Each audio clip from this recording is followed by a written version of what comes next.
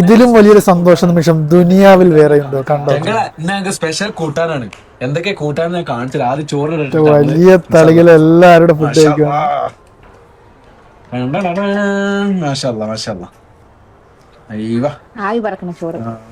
Special എന്ന് പറഞ്ഞാൽ എന്താ അറിയോ? മോര് മോര് മോര്. ഇവനാ കൈ നീട്ട് മുത്തേ. ഒരു കൈ ഒരു കൈ കുടി.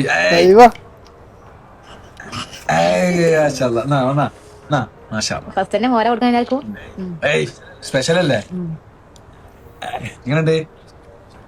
ഇതൊക്കെയാണ് ലൈഫ്, ഇതൊക്കെയാണ് ജീവിതം. ഇവനാ നന്നിട്ട്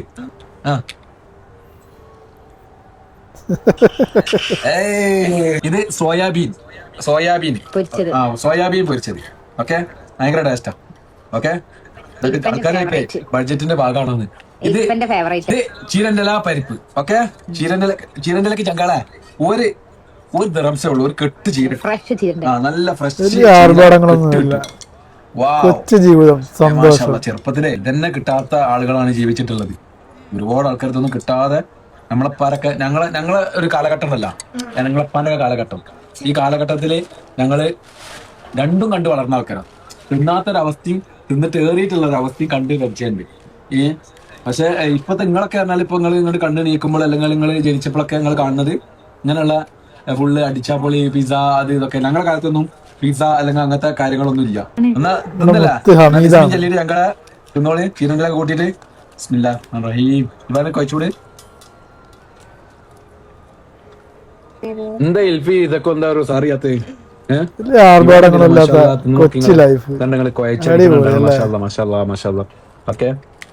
എന്താ ഇൽഫ കൊയച്ചടിച്ച തിന്നോക്കാം. എന്താ നിങ്ങള് എന്റെ വെല്ലിപ്പുണ്ടായിന് പറവന്നൂര് പാർത്തപ്പീടിയില് പെരിങ്കോടൻ കുഞ്ഞായ്മാക്കാന്ന് പറഞ്ഞിട്ട് നമ്മളെ ചങ്ക് കപട വിശാലാക്കി കൊടുക്കട്ടെ. അമ്മീൻ എപ്പോഴും എന്നോട് പറയും കൊയച്ച് തിന്നോക്കാം. നിങ്ങള് നമ്മൾ പലർക്കും മാതൃകയാക്കാൻ പറ്റിയ ഒരു ലൈഫായിട്ട് മനസ്സിലായി. എങ്ങനെയുണ്ട് ഇവനെ?